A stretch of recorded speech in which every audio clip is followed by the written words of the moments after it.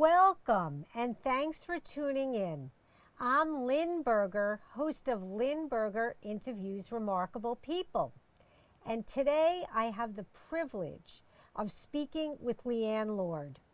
She is an award-winning stand-up comedian, writer, actress, and author. Her accomplishments are numerous. She appeared on HBO's Def Comedy, All-Star Jam, Comedy Central, The View, Netflix, and Showtime's Even More Funny Women of a Certain Age. She has performed for the troops, and her dry bar comedy special has over 1 million views. I had the privilege of seeing Leighann Lord perform. She is funny, smart, and she had me laughing very hard.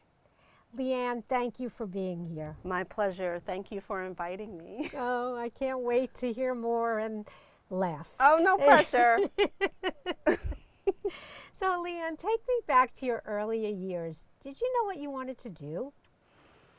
Oh, gosh. As a kid, no, not really. I mean, my parents were very talented writers, and so I wanted to do that. So I was, I guess, always a writer at heart. But I didn't decide about comedy until after I had graduated from school and had a bit of a career. But I was that kid who was funny in school. It was really out of self-defense. Oh. I figured, because I got picked on a lot, because I was good in school. You know, I was really skinny, I had glasses, braces. I mean, that's a lot of fodder for bullies. And I thought, well, maybe if I could make them laugh. Maybe if I could point the finger at myself before they did, it would buy me some time. And it did. I guess it kind of bought me a career. I'd say that served you well. So tell us a little bit when you went about your education and then what you did after school. Oh, sure.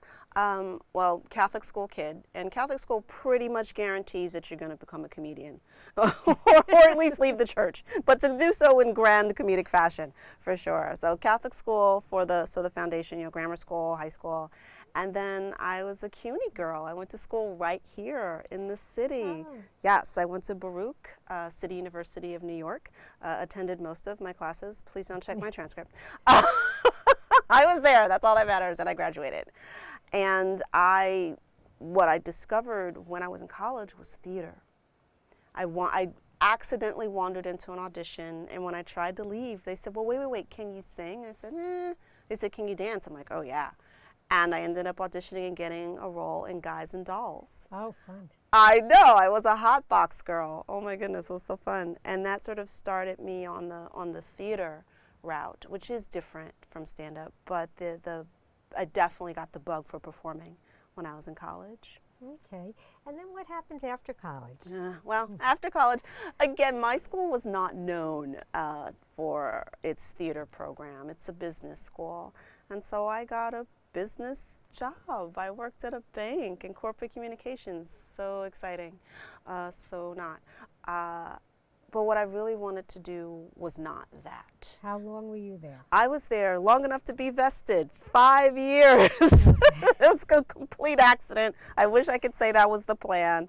But no, I was there 5 years trying to figure it out. And it was probably around the 3-year mark when I discovered that I wanted to try comedy. And I'm a very type A, organized person. I said, well, how does one do that? I took a class. I, did the graduation class over at the comic strip, not too far from here, as a matter of fact.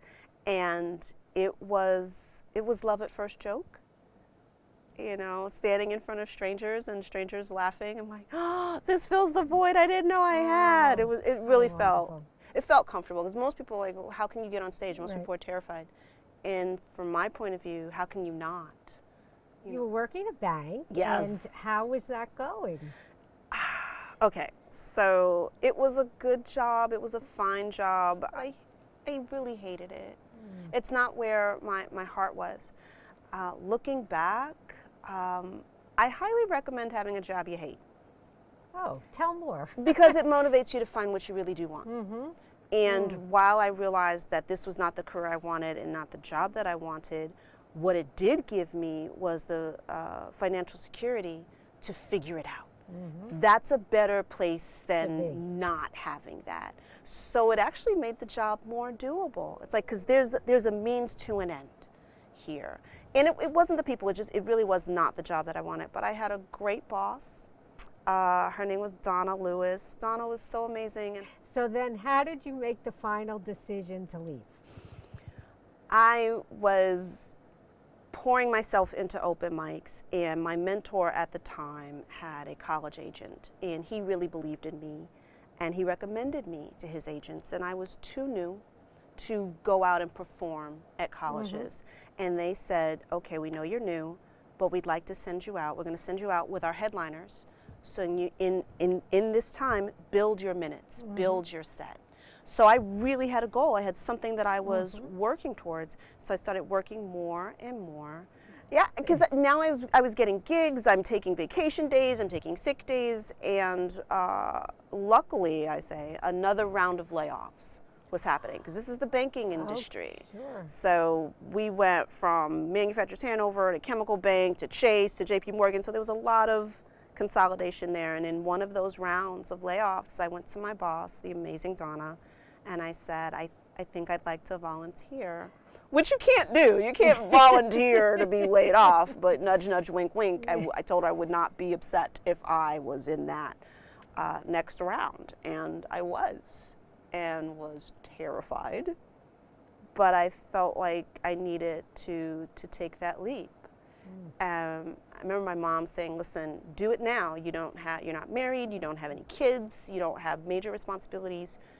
It's better you find out if this is really for you than regret not taking that chance. Great advice. I want to step back a little bit. So how was it when you told your parents you wanted to do this? And so I told my dad first, and I don't remember where we were, but I remember I said, Daddy, I have something to tell you. I've thought about it, and I want to be a stand-up comedian. And my father looked at me, and he just smiled at me, and he said, what took you so long? I just love that. I've heard that, and I've watched it, and It's still, because he was so in my corner. They both were. You know, I probably could have told them together, but of all the things he could have said to me, that it floored me. It still does. It floors me to listen to it. What a wonderful support system, and they knew that you needed to. I had to find my way there, you know, and, you know, I talk about, it's great to have somebody in your corner. It always is. Absolutely. But to have them in your corner waiting for you to get there. It doesn't get better That's than that. pretty amazing. It doesn't get better than that. No, it really doesn't. And he was amazing. He was absolutely amazing. Well, it worked for you. How was it when you told your mother? Again, she was a little surprised, but she literally said, you've done everything we've ever asked you to do. You're a good kid. You know, you're great in school. You went to college. You graduated with honors. She goes, we can't ask any more of you. This is your life now. You get to choose. And when you need, we're here. Take us back to the beginning. Okay. Like what you were focused in on and what were the things you were doing early on? Beginning of what I was focused on is what anybody should be focused on. You can be a writer. You can write jokes. That makes you a writer. You can be on stage, and that's acting. How do you put them together? The only way to become a good stand-up comic is to combine the writing and the performing. You have to get on stage. You have to see how these jokes work in real time. You have to figure out who you are as a performer, and not just sort of mimicking your favorite comic, because that kind of happens in the beginning, because that's those are your influences. So my early days were hanging out in clubs, you know, going around to open mics, writing jokes. I'd be on the subway, writing all the time. And then you scrounge, you get your 5 minutes on stage, which in the beginning feels like forever, and then after a while, no, it's very quick. And you keep building. What you're also doing is making connections with fellow comics, because those are the folks that will let you know about other mics, about other opportunities, about potential jobs. So there's a lot going on when you're going to open mics, at least here in New York City or any comedy market. Yeah, and I know you have a very supportive network. I think so. I know some of your fellow comedians that Yes, who have been on this show. So it seems like you all work really well together, which is such a nice thing to see. Oh, absolutely. And you sort of do have to build that network because this can be a very solitary job. You know, if you're doing it well, the folks I love the most, I may not get to work with because we're all on the same level. We're not all going to headline a show together. And so it has to be a conscious thing of who are your friends, who's your team, and making sure that you build that. Because I don't want to say it's a bad industry, but it's very tough. I'm sure. Industry. But I have yet to meet anyone to tell me, oh, my job's so easy. Moments far and away outweigh the downside of the business. So far. You know, sometimes I wake up and go, what have I done? But I love what I'm doing. And it shows. So was there a moment where you knew, like, okay, this is going to be okay. This is going to be good? I'm still waiting for that moment because it's so walking on a tightrope. I think it might have been pretty early on when I left my job, my day job. I began touring. I was doing colleges. I was on the road. I was doing the thing. And I'm like, oh my gosh, is this going to work? And my fallback, believe it or not, I used to tell myself, if this doesn't work, I'll go back to my favorite job, which was working at a bookstore. You could tell how long ago I had that thought. Because who would have imagined that bookstores would not be a thing, at least not the way they were then. So yeah, that fallback plan has fallen away. And every year it's like, is this still going to work? Is this still going to happen? And unfortunately, talent isn't the only determinant. There are a lot of factors that have to happen, that have to come together. And so there is a big leap of faith here that sometimes happens. And for every year, it might be scary, the calendar might look thin, but every year it fills in. And I have to trust that. Right? Yeah. Yeah. That it's going to. Right. And if it's not, then I know what to do to make that happen. You understand the process. The process. Yeah, it's a process. The process, the skills, the connections, you know, asking for and accepting help. Well, that's good advice. Yeah. That is very good advice.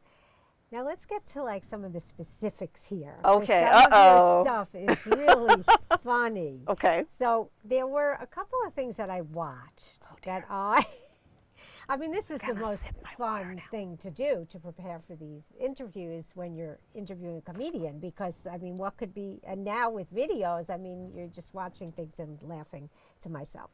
So one of the things that I really enjoyed was you have this routine about Zumba.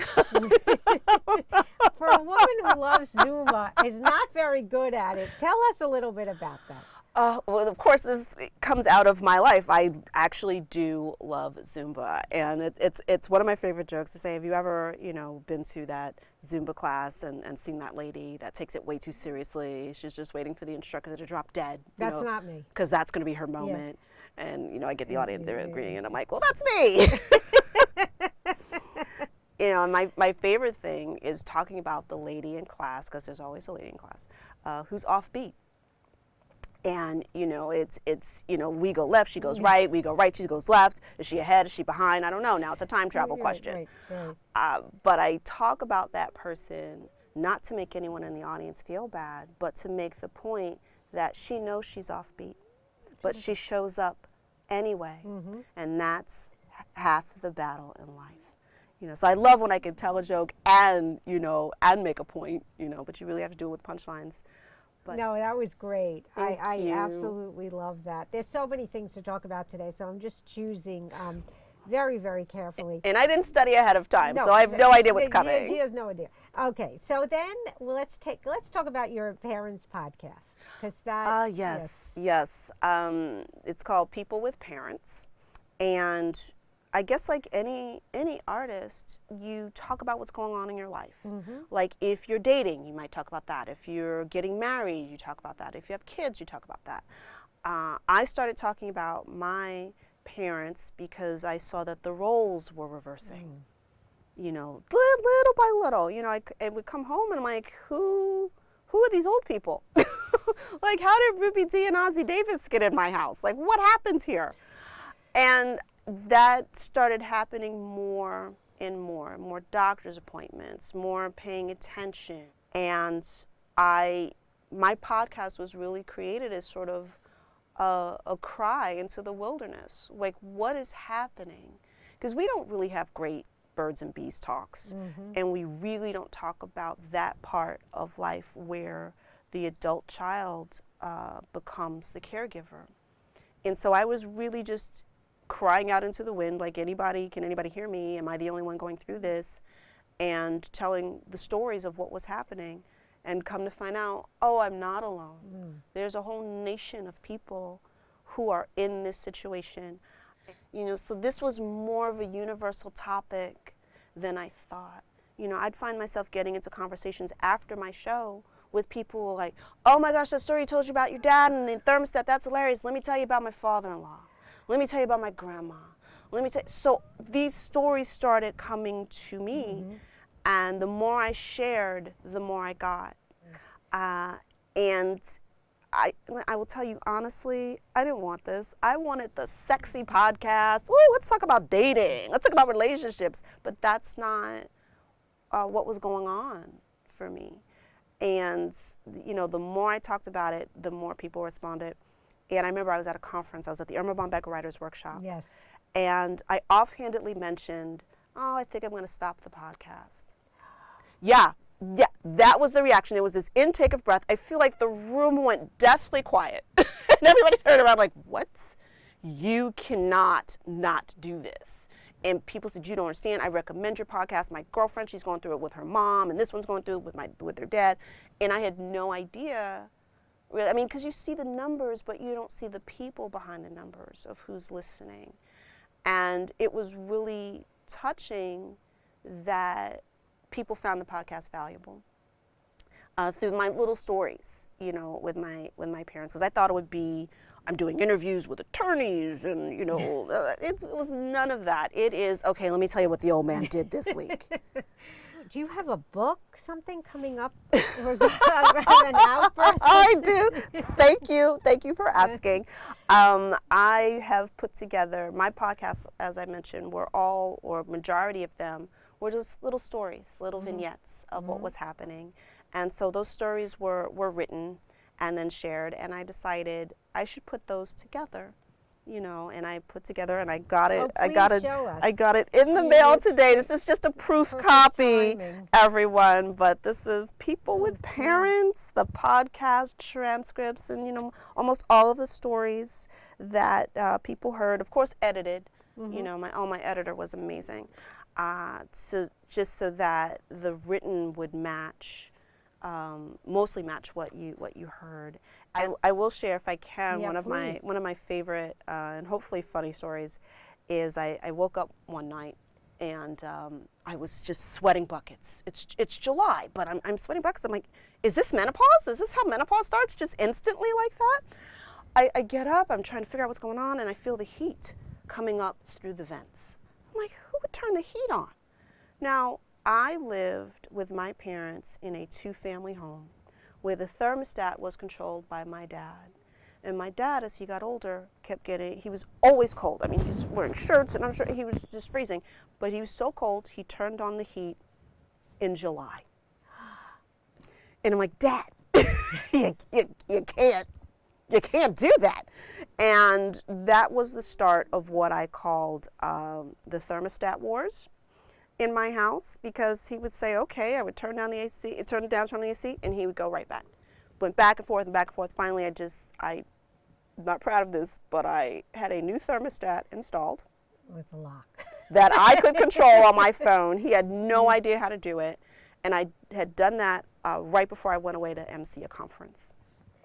I go to the conference, and little did I know there were people there that were listening to the podcast. They knew about the thermostat wars. So they were like, hey, Leighann, how you doing? Welcome back. Hey, what's going on with your dad?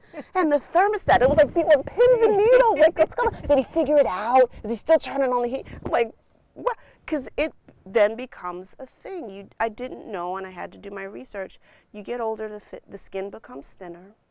Yes, you are going to be more cold. And then the real question is, what temperature do you keep your house when it's a multi-generational house? And how do you make it fair? And that empathy of understanding what everybody is going through, and you now have to be the mediator. You know, this was a brand new role for me. I call it my senior management position. Well, it was a senior management position.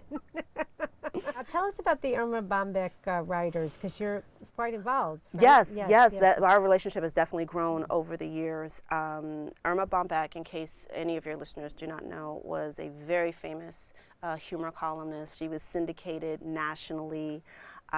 Late night TV, the whole deal, just really funny. One of her famous books is, wrote many, If Life is a Bowl of Cherries, Why Am I Always Stuck with the Pits? You know, it's just these observations about being a wife and mother in the Midwest, and you wouldn't think a little girl, you know, in Queens, New York would get it, but, you know, me and my mom read her stuff in the newspaper all the time. And so she's from Dayton, Ohio, and when she passed away, they created something called the Irma Bombeck Writers Workshop, because she said the best advice that she ever got from one of her professors, he just looked at her and said, "You can write." And that's sometimes all you need, that little bit of encouragement. You can, whatever it is that you're, exactly. And the workshop has been going on, I think, since 2000. It happens every 2 years, and my involvement with them happened very slowly. They brought me in to perform at their at the contest. They brought me in to teach a class. They brought me in at one point to do the keynote. Oh. Which I was terrified. I was absolutely terrified. And I said, Terry, she's the director, I said, "What do you want me to talk about?" And she said, "The worst thing you could say. Anything you want."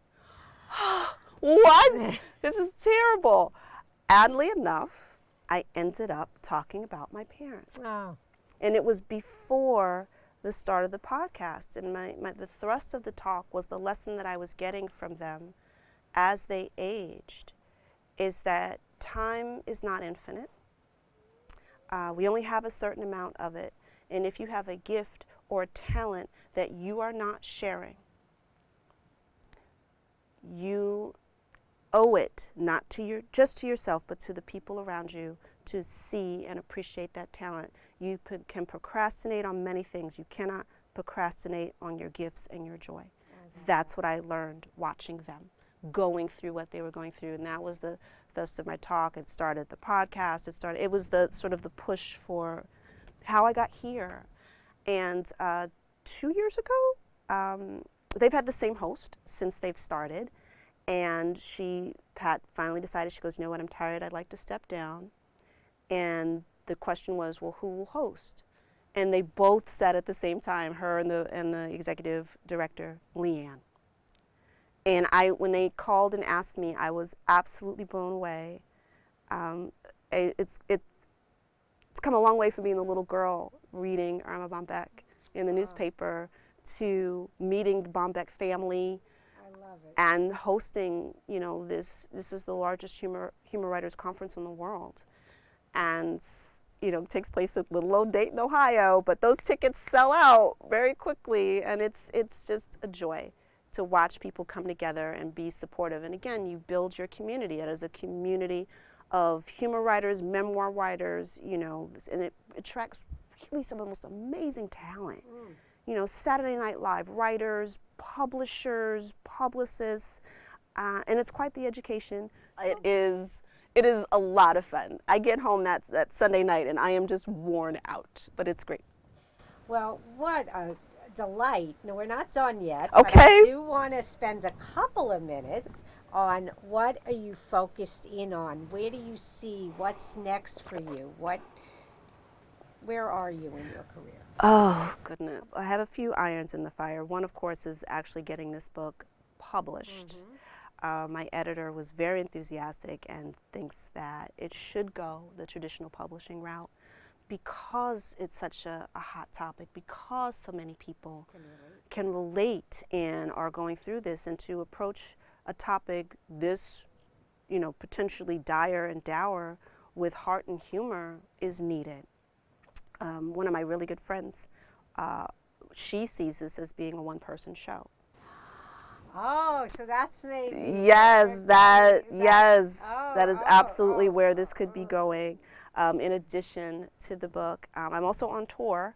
We start up again in a few weeks with Funny Women of a Certain Age. Which is wonderful. Yes. Yes, it absolutely is. I've seen 2 appearances of that. Yes. And we have 3 Showtime specials. Yes, Oh. I'm actually in the 3rd one. Great. And more, it's Funny Women of a Certain Age, more Funny Women of a Certain Age, and even more. I'm in the even more Funny Women of a Certain Age. And one of my very best friends, Carol Montgomery, is the woman who created this idea, and it really started from she wanted to hang out with her friends. Her friends are women who've been in the business, 20, 30 years, and ageism is very real in the entertainment industry, and you have these women, my colleagues, who are incredibly seasoned, incredibly funny, being sort of cast to the side, and not getting the stage time and the visibility that we clearly deserve. Deserve, for sure. Now, if people want to get a hold of you or want some more information about you, can you share some contact info? Absolutely. My website, the portal to all things me, veryfunnylady.com. And veryfunnylady.com is easy to remember. And so true. Very funny lady. It was delightful. Thank you for taking time this afternoon. I loved seeing you perform. I even loved more having the opportunity to speak with you one-on-one. So thank you. Thank you.